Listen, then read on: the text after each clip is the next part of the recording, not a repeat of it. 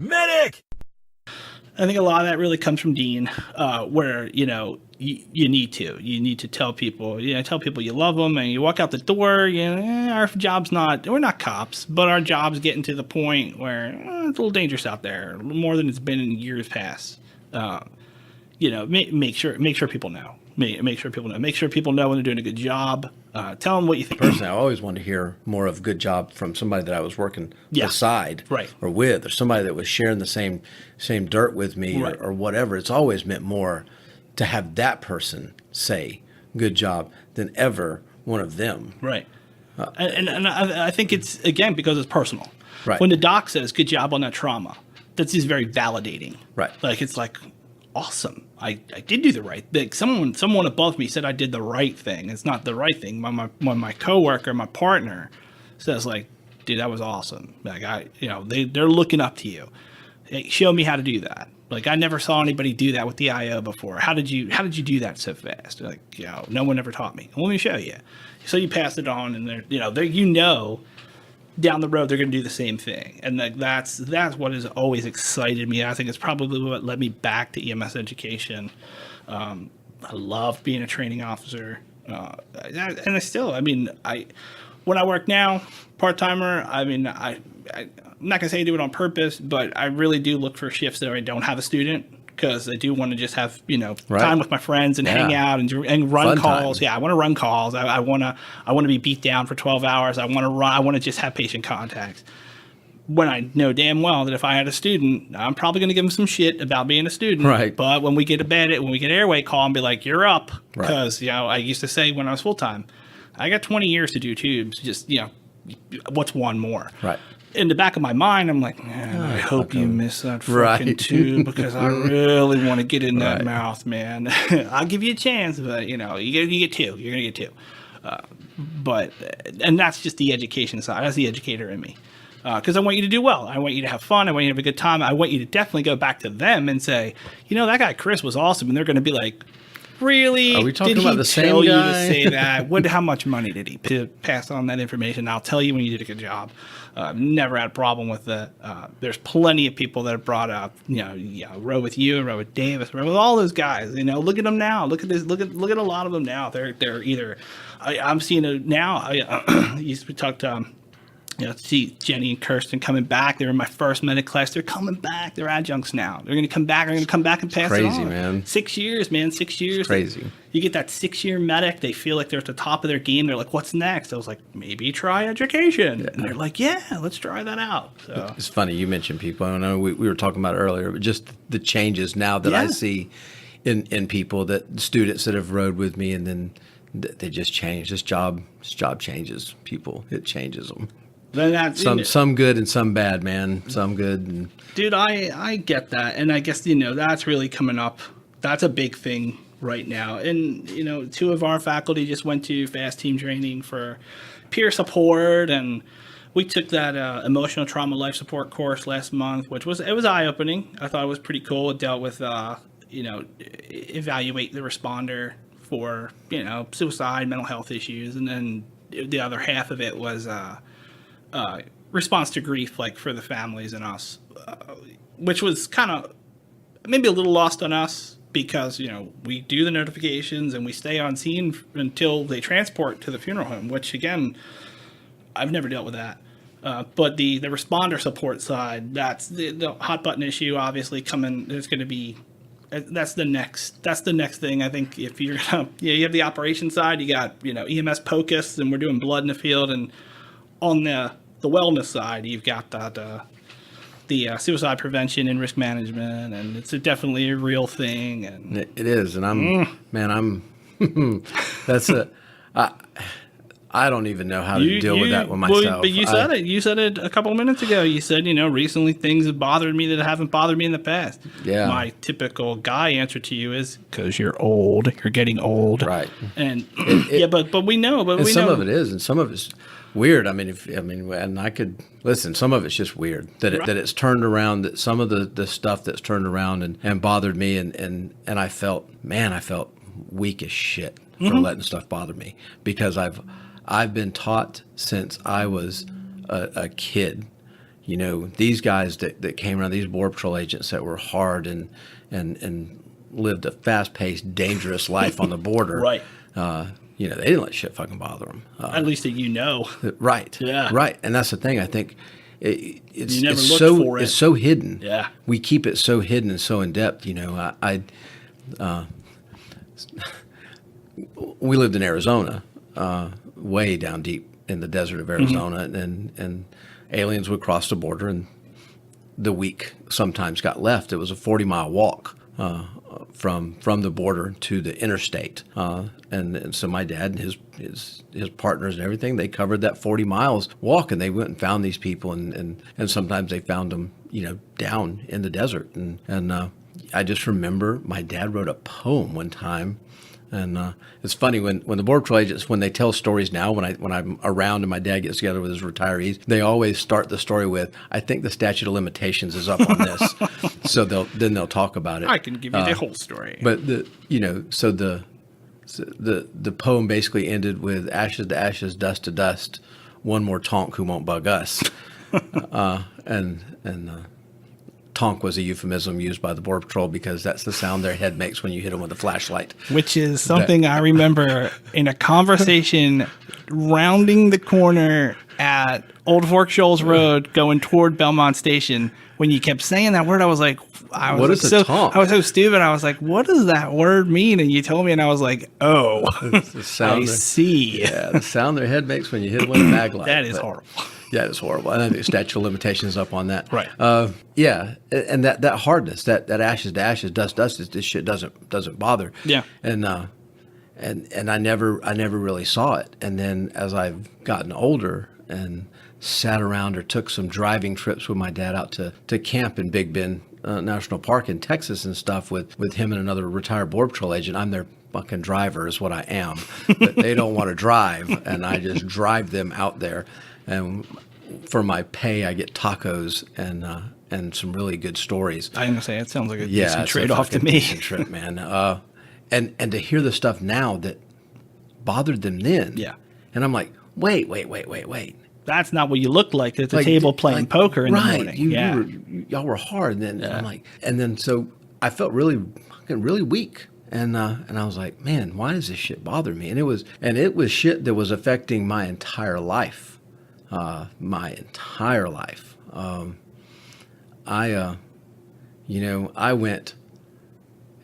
ran a very benign death of an infant in a shitty ass motel, you know, in like the Camelot Inn. And there were two toddlers in the room too. They were covered in piss, and we did nothing. We didn't work the kid. We didn't do anything. Went in, we put leads on it, and we walked out. And it didn't, like that day. It didn't. I was like, there's nothing. Let's run the next call. Let's go. Let's do the next one. And it wasn't probably for weeks later. And I walked into my daughter's room, and it was a pigsty. I mean, you know, she's a teenage girl. Yeah. There was just shit everywhere. Dirty dishes. I don't know what that child, you know, fucking dishes underneath the bed. You're cooking in here? Right. And that room, the look of that room, man, threw me back. And I was fucking angry. And I mean, I'm sitting there, I'm mad as hell. I'm grabbing a trash bag, and I was piling every bit of that child's clothing, everything on the ground was going in a trash bag. And man, I couldn't figure out why. I'm like, why the fuck? After walk out, man, I'm like, I smoke a cigarette. My wife's mad at me now because I've taken all my daughter's shit, the room. you know, and I've thrown it on. I'm throwing it out, and I'm pissed, and I'm yelling, and I'm screaming. You have no idea why. I fucking have no idea why. And man, I went out and smoked a cigarette, and all of a sudden, all I could see was that kid lying in that nasty ass motel room. I was like, what the fuck is wrong with me? I'm like, I haven't thought about that in a month. I'm like, I'm like, fucking good people don't think about it. You know, the people I respect in this job they don't have this damn problem. What's wrong with me? And part of my problem is, you talk about memory and stuff. I can't remember what I ate for breakfast yesterday, but man, I can tell you when I drive by a house, if I ran a call there and what the call was for and shit like that. And I just remember, there's things I remember and there's things I don't remember. I always attribute it to you being a cop because you told me that story about the lady with the cast one day, and I was like, I was not on that call. You're like, dude, you were on that call. Yeah, she hit you right in the head. You with were on that cast. call on that fucking balcony, and I saw that hit you with that cast, and you put that right in the ambulance. I was like, that does sound like me. I just remember that shit. But it was one of those, like, I can do the house thing. I'm like, I ran a call there, ran this. Oh, I remember that. But like these people who remember names, they remember super detail. I don't I don't do that. And that's the thing that bothers me is like I can't remember. And I don't know if I don't want to. Right. Even benign stuff. Even like, man, I ran a really cool code there. We got the guy back. It was blah, blah, blah, blah, blah. Versus like, I remember coding Grandpa on Christmas morning here. It sucked for his kids in the other room. I don't remember their name. Right. Other people were like, oh my God, their kids. No, you and I, it was funny. We were at that emotional trauma life support course. And one of our sergeants, Amy, was sitting across the room from me with another group of people. And I was sitting there, and this lady's talking about death and dying and responder this, and they don't call it critical incidents anymore. They call them personally disturbing incidents. So, like, what might bother you might not bother me.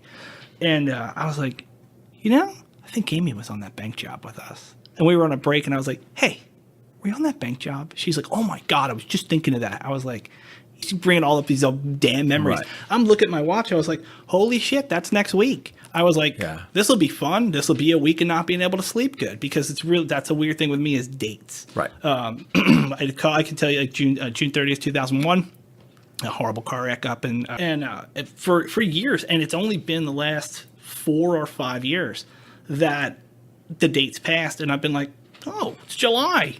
I didn't even think about that call. That's pretty cool. Now August 30th rolls around every year, and I'm like, and then I drive through the intersection. I was like, oh, they redid a good job redoing the bank, or a couple times I'll notice like I don't look at it, try not to look at it, even if I'm trying to drive past it. And again, it doesn't. That call in itself, I mean, it's not like we weren't in there fighting the fire.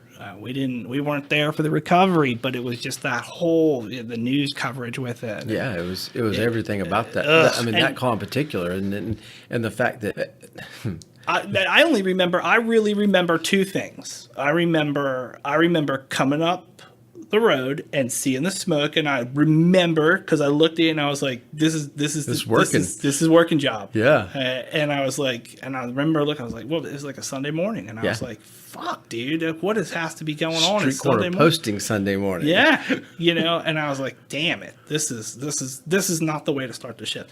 And then I remember getting there, and I remember you pulling the hose off the fire truck and your radio going flying across the thing. And like that, I was trying to figure out which way do I run? Do I go check on these people here, or do I grab your radio and then go run here? And I was like, what do I want to take with me? And I have my fire gear on, and then I was like, I hope he's not going in that building. and that's funny because Amy looked at me, and she goes, "Do what you have to do." Right.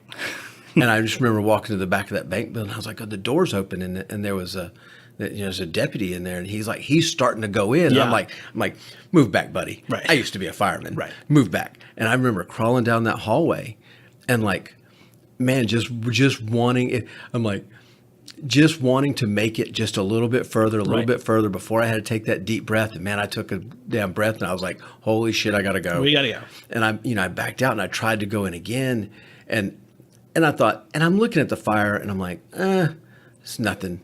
There's nothing from the back. There's nothing anybody could do. Blah blah, all that shit. And then, I get the firemen back in there, and it's 2 young firemen, and I'm giving them fucking hell because they're, they just didn't do what I expected them to do. Their words were, it's too hot and we can't go. Yeah, I was like, no, it's not. I'm like, I was in there. That's Amy's memory. She's like, I remember that conversation. I'm like, I was dressed how I'm dressed. Yeah. And I made it further than you guys. Yeah. And I'm pissed, man. I'm pissing them off because I'm like, what the fuck are you doing? And then to go back around there, and then, all the shit that went with it. And then, I remember, I think Junior came up, and Junior goes, hey, I need you to put an air pack on. Fire's out. They found, one of the kids. Where was I for that? I was still at the hospital. Yeah. I was at the hospital. And he's like, He goes, there's a kid in one of the office. Yeah. And just go 9 him, lay eyes on him, 9 him. So we got a strip for the corner and all that. And I was like, okay. And I remember walking through there, and I looked at the car's burned up, and I walked back in and I looked at this kid, and I mean, had no thermal burns. Right. No, nothing. Right. Nothing. And I'm like, that fucking kid was savable. Yeah. And in proximity to where everybody was, it seems so simple. I was like, that kid was savable. Yeah. And then, man, it bothered me. It bothered me for a long time that I couldn't make it any further down that hallway than I did. You know, I was like, what kind of fucking fireman? You know, the old school fireman. Smoke eater. Yeah, smoke eaters could do all this. And I'm a big vagina for not being able to do that. And I was fucking mad at the damn fire department for not doing it. I'm like, that kid was savable. And then, so after everything's done, everything's said and done, the lieutenant that was there, I think he asked you. I know he asked everybody else on scene, including all the firemen and everybody else, if they were okay, if they needed to talk to anybody, if they needed anything. I think so. Never once came to me. Right. And I even told him that. I said, he never asked me if I was okay. Yeah. And she's like, I think he just assumes that you're okay. Yeah. And I'm like, and she's like, are you okay? And I'm like, yeah, I'm fucking fine. Right. But he never fucking asked me if I was okay. I like to be asked. It's nice to be asked. You know, like, I mean, how the fuck do I not get asked? And I still find that there's even today, even now, there's there's bosses, there's supervisors or whatever. They'll go to everybody else. Yeah. That was on one of those Hallmark, Sentinel calls, and they'll ask them all if they're okay. And this is what I get. I know you're fine, but I gotta ask you. I gotta ask. I don't want to ask, but I gotta. You all right? And I'm like, yeah, I'm okay. You know, when I smoke a cigarette, I, kick dirt, and I'm good. And for the most part, I am on those calls. I can turn it on and off. Then right, because it's them, because you're working. Yeah. The after, man. After was ridiculous. The after fucking bothers the news media for that bothered me. All the stuff surrounding the circumstances bothered me. The fucking news, the WYFF threw that. There's a picture that they were using, and it's me schlepping across the burnt out shell of the bank, like I'm going from one group of firefighters to the other. And I looked at it, I was like, damn it, is that me? And everyone else oh, I got my picture in the paper. And I'm looking, I was like, damn it. Right. I blow it up. I was like, that's me. I can tell him, hunched over him, kind of pissed off, hands are in my pocket. I was like, son of a bitch. Why would you take that? What do you need this picture for? Right. Pick it. There's the groups of firefighters hanging around the corners there. Go somewhere else. Take another picture. What do you need that one for? I predicted, it was probably about a week after. I've been sitting at home. I was like, I expect stress reaction from this because it was the kids. Because it's 2 kids. I had 2 little kids. And I remember, and I was like, yeah, I'll know. Usually I have trouble sleeping here and there. It did and I didn't.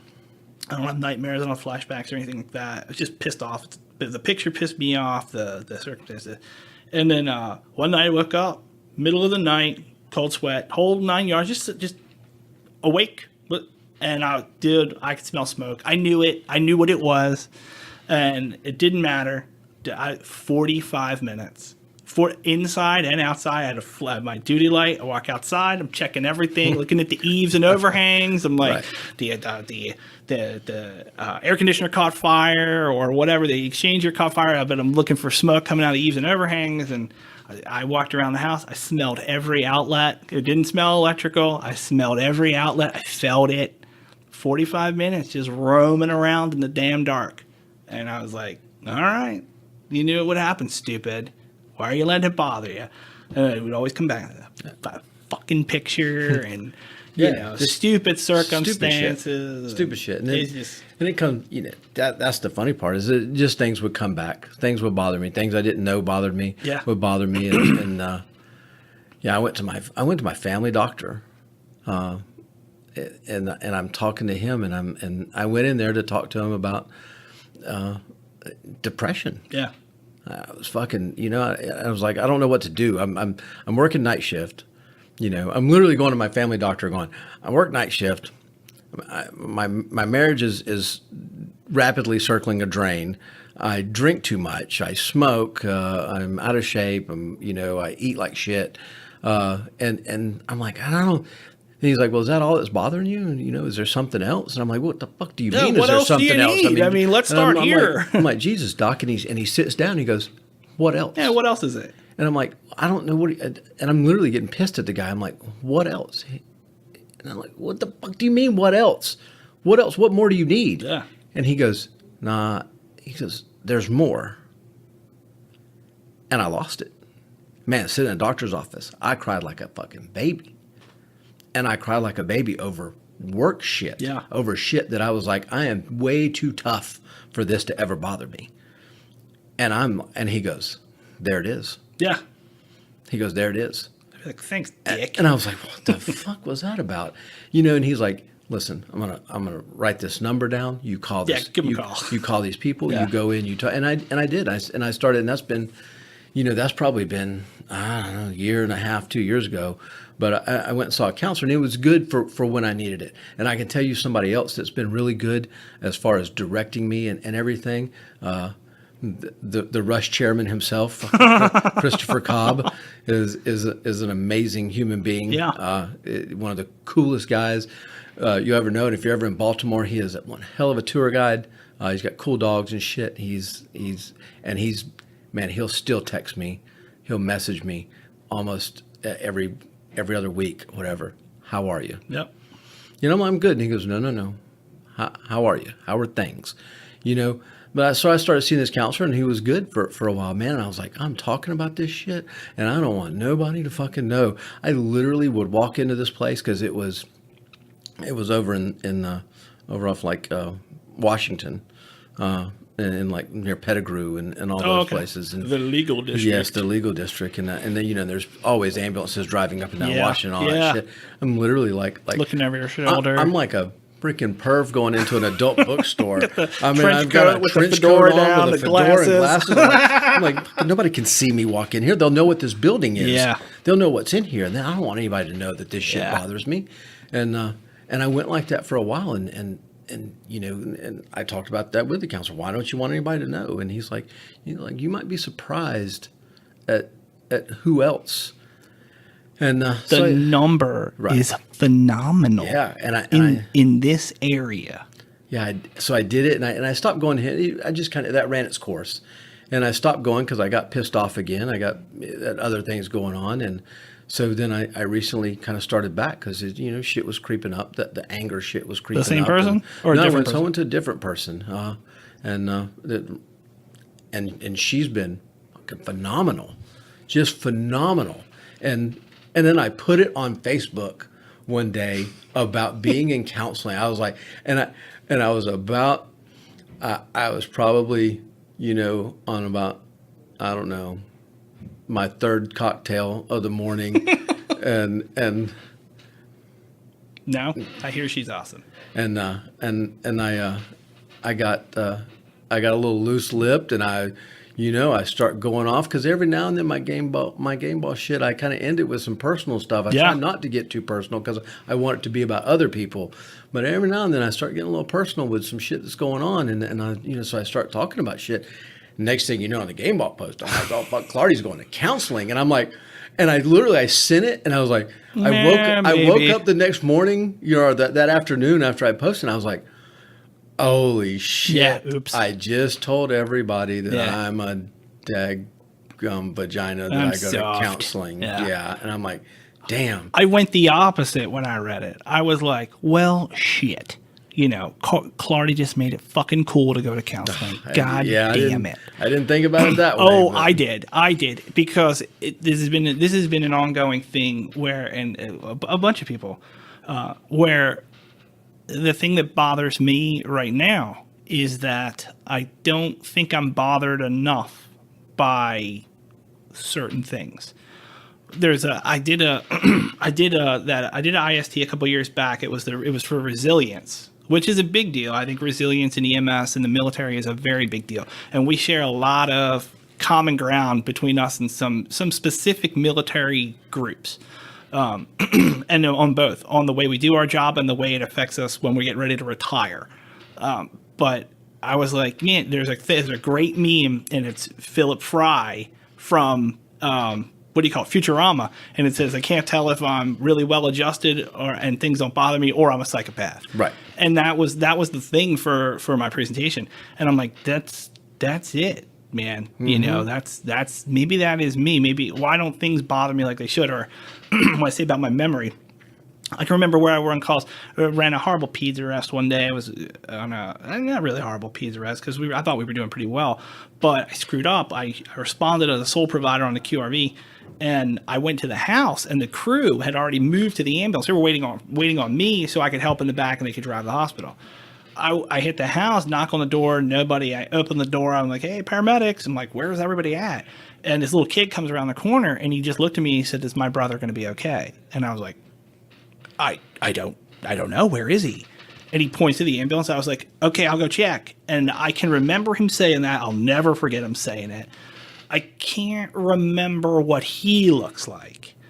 I really don't remember what the baby looked like either. Never saw parents. Didn't understand. They're just like, get in here and help. And I was like, okay. Got in the truck. So one really high-speed medic, one person who was going through medic school, and I was like, what do you need me to do? I thought I was going to drive. I was on the QRV, and the medic's like, you stay back here. She's driving. Let's go. I was like, okay, cool. Put him on the monitor. I was like, wow, a baby in V-fib? Never saw that before. Let's shock him. Shock him. Asystole. I was like, shit. Working on the tube. I was like, all right, memorial. And the medic was like, no. 39. I was like, no. He's like, no, we're going. I was like, do you have an airway problem? He's like, no, we're going to 39. It's right down the road. I think Memorial would be better because they have a peds ER. And he's like, we're doing it. Blah, I don't want to hear it. And it spiraled out of control out of there. He had the tube. The respiratory therapist at 39 pulled the tube for no reason. I was like, they didn't have small enough tubes in that ED. We had to pull ours off the truck. Things got worse and worse. Now, let's face it, that kid was dead. But I was like, V-fib, we get that back. I was pissed off. I was pissed off with the situation. I was pissed off with the medic. I was like, dude, why the fuck didn't we go downtown? He's like, well, let me tell you. 12 years ago, I got written up for transporting to not the closest facility. I said, this is a kid. I don't want to hear it. And I was pissed at that. I was like, you know what? Whatever. I was like, I don't really fucking care. And I was pissed off at the world. I was pissed off at the medic. I was pissed off at the therapist. I was pissed off. The only person I wasn't pissed off was the doctor, because he was like, all right, everything's cool. We'll fix this. We'll fix it. So, but it was just, it was stuff like that. But I don't even know where I was going with that. Oh, again, I can't remember I remember that kid saying it, and I can't remember. In the back of my head, I can see the look on his face. But I just was like, I'll go check. Like, what else do you want me to say? I had no idea. It was a crib death. It was just it was one of those things. But yeah. I feel like I should remember that. Right. I should know what everything looked like. Should be able to recall it. But it was like, another call. Let's go run the call. Run the call. And then I think at the time, I can't remember if we had our first. We might have. I'm not. I can't even remember. Now, I know I've had other calls. Did the bank call. I remember calling home. I was like, hug the kids. Just go hug the kids. No reason. Just go do it. Yeah. So I'm going to do it when I get home. Yeah. I'm going to do it when I get home. And so I put that, I'm in counseling, and I was like, my first thought, Clardy made it cool to go to counseling. Like, man, you got. I had no problem. I thought it was great. I was like, you got to be shitting me. Why would I say that? And I'm like, well, it's out there now. I thought it was awesome. I can't even go back and edit or delete now, because now that looks. There's 15 screenshots of it. Doug, come on. Yeah, and then I had people that would come up to me and be like, hey, what's the name? Can you give me a business card? Right. Yeah. Where? Don't tell anybody. Where? And people are like, hey, shit bothers me too. I've been thinking about it. I've been thinking about this, and it's okay, and all that stuff. And I was like, well, maybe it didn't go over that bad. Right. So, to everybody out there listening, I go to counseling. I'm James Clardy, and I get counseled. I go. I've been counseled. Wait a minute, different. I go. Yeah, I've signed verbal counseling. I've signed many of counseling form. And it's good for me. It really is. It feels good. I leave there. Some days I leave there like an emotional wreck. Some days I leave there feeling pretty damn good. But all in all, it's therapeutic, as is the writing, and she encourages me to keep doing that too, and stuff. So, I guess all in all, it just doesn't make you. And it's weird, just like you just said, the things it used to bother me that it didn't bother me. Yeah. Well, I think, and I think I self-assess, and I think I'm lying to myself, and now I don't know. I have a kind of have a phrase that I usually say, like I'll joke with Rhonda, and I'm like, I don't think I'm quite there yet, but about 10 years probably be looking for that counselor. Like I'll say that. Yeah. I say that to a lot of things. Right. I'm like, I don't think we're there yet, but maybe in about 10 years we'll discuss this with a counselor. Well, no, 10 years is probably getting a lot closer. Right. And it's even the other thing is, like, I don't want people to sit there and say, well, you don't work full time anymore. I'm like, yeah, but that's actually the problem. Right. Because when you are working full time, it's these people who get to their 23rd out of their 25th year and they realize, I'm going to be retiring in a couple of years. And the people, again, you understand it with a military background. You get up, you're regimented. You get up, you make your breakfast. You get ready for your shift a certain way. You listen to certain songs on the way into work. And then when you're retired, I mean, I've been enjoying people like Batson, like he's got the dogs on his lap. Dude. He's like, this is retirement. Looking right? like the Big Lebowski. I'm in. I got 13 years to go. That seems like a drop in the bucket after 16 down. Right. So, I think I welcome it, but at the same time, researching it, I understand that you're going to start to think like, man, I'm not part of the bigger picture anymore. Right. And like the weather that's coming this weekend, I had a conversation at the house that probably didn't go over well. I was like, we have stuff going on this weekend for the school. I'm going to blow it off because if I'm going to be somewhere, I need to be out helping out on the ambulance. I need some truck time. Shouldn't you be here with the kids? So I work Right. this weekend. Oh, I can, but they're going to be with grandmom and grandpa because I really feel the need to be helping out for something like that. Right. And it's cliched, and it's being part of the bigger picture, being part of something bigger than yourself. And I think I ultimately did do EMS because of that. And I don't know if I've ever lied about that, but I don't think I've ever been 100% upfront. Like, yeah, I do. I mean, I do like helping people. I do like that greater good. And again, that's why I only need a pat on the back. I could use a game ball. I've made the game ball this morning as an afterthought. But still, I mean, I know I'm not out there all the time. I don't deserve that. I don't deserve that. But I think that's, you get to the end of it and you're like, man, I'm not part of that anymore. What am I going to do? I don't have to get up at a certain time. I don't have to put my gear bag together. I don't have to wear my duty belt anymore. Or, then all of a sudden you start seeing that things that never bothered you 10 years ago, all of a sudden bother you. And it's like stupid stuff that you would have thought, 10 years ago was benign. Now all of a sudden it's like, oh my God, what about this? And I noticed it first when people would tell me like, you'll think different when you have children. Right. And I'm like, I won't. Right. I do. Right. Go home, hug the kids. And I know, and now learning about it for school and then trying to work it in the curriculum for the up and coming people so they notice it before people like you and me are like, am I having a reaction? There's no one here to tell me yes or no. I think Rhonda knows it a little bit. I hate driving. I hate it. I hate being on the highway. I hate it. And it's not because people piss me off, not like get out of the way for the ambulance. It's not that. I'm anxious. And when we take a trip, I'll drive because I don't trust anybody else. And I don't trust the family. I don't trust other people on the road. I'm maybe not the best driver in the world, but I'm better. Hopefully I can see it coming before we just get fucking waffled. I wasn't really like that when our oldest started driving, but I am now because she lives in Saluda. It's an hour and 15 minutes. She stays on like the highway. I go like the back way. It's 2 lanes, like no cars. It unnerves me. I was like, you watch the news, there's all these traffic deaths. I'm like, oh my God. All the anxiety end of it. Even in the ambulance, I'm like, dude, I'm in a giant beast, the most unsafe beast in the world. But I'm in the bigger thing, and I probably will do okay. I'm sitting up high. I don't want to be in an ambulance wreck. I don't want to be in the back ever. Mm-hmm. I've been in ambulance wrecks, bad ones. But it's just that is a very big source of anxiety for me. And not to the point where it makes me say, oh, I'm out of EMS. I got to stop. Because I feel a lot better when I'm in uniform and I'm working. But I don't know. It's weird. It's things that, you get good at that self-assessment. You start having those interpersonal communication with yourself, and you got to have that hard conversation sometimes. Like, yes, that does bother me a lot. Right.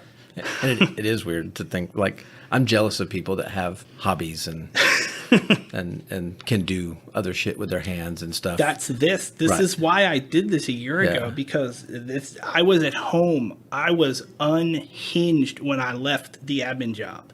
I mean, I was if I would have stayed another month, I would have done unhealthy things to either myself or other people. It was that was the I had I was on blood pressure meds. My vision was blurred, so bad enough that I went to the doctors, and the eye doctor laughed at me. She's like, "There's nothing wrong with your eyes." She's like, stressed. Yeah, she said, "You have the vision of a 16-year-old girl who plays on her cell phone too much." She's like, "You don't need glasses for a long time. Why do you think you're going blind?" I was like, I can't. I sit at the computer. I can't see. I don't know. You tell me. She's like, your vision's fine. She's like, you're probably the best patient today. I was like, okay, cool. Well, next week, got my blood pressure meds. Vision thing didn't clear up. Quit that job 4 months later. Walked in over here within a month. No, blood pressure's still a little high. Right. But things are vision cleared up. I was not pissed off all the time. I would come home. I was mad, and that's like I said. Again, learning about it, you find out with your family. Your family picks up on it. Like, why are you pissed off at this? Why are you yelling at me? Like, I don't know. I don't know because the system is broken and I can't fix it today. Crazy, man. And not to just go back to that. I guess it was for my family that it was an epic like meltdown of dad. Yeah. That I am like trashing Bethany's stuff in a trash bag, and I'm like, I'm throwing this shit. I'm taking it to the damn dump, and I'm just going crazy, like crazy. And man, just the fact that it all of a sudden just hit me why I was that mad. But I'd been that mad about so many things, just that constant anger about so many things. And the only place I felt comfortable, the only place that I wasn't angry was in the back of a damn ambulance. Yeah, that's really weird, right? It's like, what the... That's classic American male. I was like, what is wrong with me? And I'm distracted by work where I'm appreciated and I can do a good job and I'm in control. And that's literally what led me to that. There was, probably one other thing that led me to it. And the only reason I even bring this up today is if anybody is listening and if you're one of your 6 listeners or whatever, listen to this. It's widely followed. I had a friend, a good friend. He was on my shift when I worked at Malden Fire Department. Super guy. Went through a horrible, tough time in his life. Divorce, some other things. And I remember leaving. He was getting off shift the morning at the Feaster station. Was leaving. And was just horribly, you could just see how down he was. And he was such an upbeat person. He was so upbeat, he would drive you freaking crazy. Especially when you were pissed off on every call. Yes. And you'd be like, hey, what do you need me to do? I get great reports, gave you a list of vital signs. Everything. It was super. And working with him on shift was a challenge too, because it'd be like, Smitty, can you dial it back? Fix this small engine. Yeah. And the next thing you know, it's in like 100 billion pieces, and he's like, I had to take it all apart to put gas in it. Just crazy shit like that. And I saw him that morning, and I talked to him just a little bit about like his divorce, everything that was coming up, and I was like, man, Smitty, blow it off, bro. I said, you're free to the world. You can go do this. You can bang chicks and you can do all this stuff. And he had a feature that everybody at the fire department, that anybody that's listening knows what feature I'm talking about. And I just, he was, and I don't know that he was reaching out for help that morning, because I've talked to the guys that were on shift with him. I talked to the guys that took over that morning, that they all look back, and anybody that was anywhere remotely near that morning has some thoughts about it. Yeah. And Smitty went home and killed himself. And and I had a chance to say something.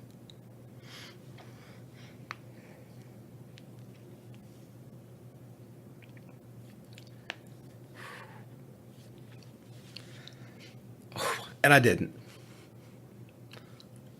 I didn't because that culture didn't allow it. All right, happy times. And I'm pretty sure every single one of those dudes said the same thing. Yeah. That was one of the most. That was one of the most wrecking things that I had to read. I was like, "What? No way. Yeah. Not at all." And for no other reason than our culture didn't allow it. Right. Our male macho, I'm tough, I'm salty, I'm whatever euphemism, whatever word you want to use. I fight what you fear. All that shit. All of it. All that shit. All of it. Just didn't allow me to say anything. Yeah. Because I can't be that weak guy that says, Tim, come here, hug me. Well, we've talked about it 100 times. Like, everyone's like, well, how do you assess for it? How do you know? We're medics. We want to assess. We want to know what the signs and symptoms are. And you tell people what it is, and you say, well, what do I do with that? Well, what do I do when I see it? Well, what do you mean? You got to get them help. How? Well, right. What do you mean? Somebody else can do that. What do you mean? I mean, what do? You got to rat him out to the supervisor and say, like, Doc, I think Clardy's not going to make it another shift. You need to call somebody. And we're sitting in this class, and the instructor who wrote the course, she said something. She had personal experience where her partner, they were working together, and she knew he was kind of down or whatever, and he had a notepad, and he was writing on it, and she really couldn't see. He went into a convenience store, and she looked at it, and it was like pros and cons of living. Like, or should I kill myself? What are the pros and cons? And she's like, I really don't know if that was like his attempt to reach out or whatever, but we got him help. And then people ask, like, well, what do you do with that? Like, what are you supposed to do? And like, what I was always taught was it's the same as us when we go on a call. Do you want to hurt yourself or others? Yes. All right. What's the follow-up question? Do you have a plan? Right? Because if you have the plan, that's the red flag for us that, we're not letting you sign off today. Right. We got to go. I'll get you someone to talk to, whether it's the ED doc, and then we'll get you a counselor. And, she had all these other answers, and I was like, no. I was like, that's not right. You need to take them by the hand out of the ambulance into the supervisor's office and say, our shift is on hold or terminated because my partner just said he has a plan to kill himself. And it's not even you can't put them around other patients. Oh, well, let's just see how they do at the end of the shift. We're done here. You need to, whether it's 2 o'clock in the morning or 3 o'clock in the afternoon, you're done. And there's not, well, go home and sleep it off. Tell me how you feel after you wake up. No, you can't be alone. And to me, it's common sense. That's the common sense part. The other part is like, what if you miss it? Like you miss it. Like, I noticed Smitty looked down. All right, I get it. He's going through a divorce. That dude was all about the family too. I mean, talked about him all the time. Right. And again, I'm not around him enough that I don't think I would pick up on it. But if I was in the firehouse, I would hope I would.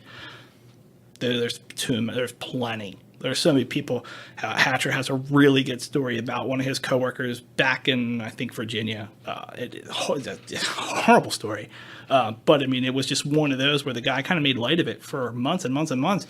And then really, not ominously, he didn't show up for work, and he had actually paged, I can't remember if he paged Mark or not, but he'd always talked about, like, they kind of joked about, like, what are you going to do about this? He's like, I haven't found my rock yet. And I was like, you take that in a spiritual way or whatever, like somebody I can talk to or whatever. One day the guy doesn't show up for work or something. And I think Mark's got the page and it says, I found my rock. They go to his house. He's not there. It's like, dude, what the hell? So they start trying to backtrack where this guy goes. He's out in the woods dead. And when he literally found the rock he wanted to use to sit and commit suicide. I was like, that's horrible. We're sitting in this class, and I'm like, I wonder how many people in this room know. Like, and I could think, I mean, I had 2 chiefs commit suicide while I was in paramedic school. I remember a firefighter when I was little who did it, and it was weird because, I've come from a very Catholic part of the suburbs of Philly. Catholic church, you commit suicide, you can't be buried in a Catholic church. You know, so he had a training accident. He was in a smokehouse and the ceiling fell on him. he shot himself in the head is what Right. he did. Everybody knew it. Yeah, plenty of people. I mean, Code Green. You've got tons of statistics now. It's social media. You see, it looks like where somebody's offing themselves every day. So that's the concerning part to me is recently I've been thinking like what happens when, and it's selfish, or what happens when it's a graduate that goes on later and the job's not what they thought or whatever the reason is. It's like, oh my God, Right. it's like when the news comes and interviews somebody about the terrorists, like, oh, he was so quiet, I would have never thought that. And like, you're going to say the same thing. Like, oh, man, that guy was a great student, Right. great medic, and I can't believe this happened. I never saw anything like that. And I've been friends with this person. So it's definitely a thing, but... Well, like I said, I threw it out there on Facebook. I throw that out there about Smitty, and I'll tell you about that story because it needs to be told, and it needs to be told like that. That I was the asshole that didn't say anything when I knew I should have. So I was the asshole that let it go because I don't want anybody ever out there to make any, and not that people, because it sounds so arrogant to say it, that not that people look up to me or that whatever, but I obviously have some type of voice that people listen to and whatever. So you're a cheerleader, bro. So yeah, my cheerleading. So I don't want anybody to listen to my cheers and think, well, if he doesn't have a problem, if I'm feeling this way, and Clardy says that he doesn't, or he doesn't talk about it, or whatever, then I shouldn't either. Yeah. And for them to keep that bottled up inside, and that's not saying everybody needs. There's people in this job that could do 30 years and never need counseling. I think they're an anomaly, but I'm jealous of them. Yeah, right. I'm a little jealous. And there's people out there that the shit just they wash it away, and some people deal with things in a different way other than counseling. I think there's people that have a spiritual life, and just because I believe different than they believe doesn't mean I would ever put them down for what they believe. And if it helps them through it, great. I just think it's important. I put at the end of all my, all my Delta game ball posts, take care of yourselves. Take care of your partners. We're all we have. We are us out here. Yeah. And we are what we have. That's it. We're not them. Them want to be like us, but they can't. They'll never be us. They gave that up, and they went a different route. So we're all we have. Whether you're a cop, whether you're a fireman, I don't know how the nurses in the ER, the day in day out abuse and shit that they take and what they see is no different than what all the paramedics on the street and the cops and everybody else. We're all that little core group of people, my little degenerate family, dysfunctional as we all are. I mean, we see shit, we do shit on a year by year after year after year after year, and whatever. And the only people 1,200 plus hours a year. Yeah. And the only people out here to take care of us is us. So like I tell everybody, man, look out for your partner. And don't be an asshole like I've been for probably the majority of my career and been like, that bothers you? You suck. Man up. Man Let's go up. run another You call. got some, have some balls about you. Yeah, don't be that. They got balls. They got balls to tell you. Yeah, to show up. That's the thing. They got balls to tell you something's wrong.